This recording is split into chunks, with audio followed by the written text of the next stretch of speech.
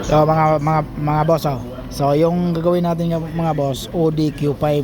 So 2013 model. 2013 ha, nasa kuha na siya. 13 nasa ilang 2026 ngayon eh. So grabe, mga 10 years na mahigit. 26. Oo nga. Oh, grabe. Tapos yung magkano yung kabayan, magkano yung grill, tsaka yung bumper na to. Bakit mahal masyado tong Audi Q5 2013. Pero big body siya kabayan ha. Big body no. No. Laki siya. SUV. Ang presyo pala ng bumper nito kabayan nasa 80. Bumper lang ha. Bagong bumper kasi yan di ba?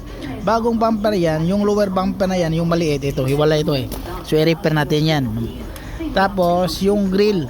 Yung grill kabayan magkano? Nasa 50,000.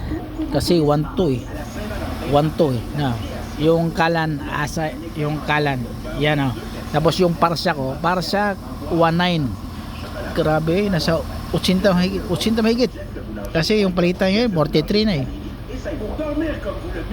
Mahal talaga kabayan. Mahal. Lumang modelo na pero mahal pa din siya.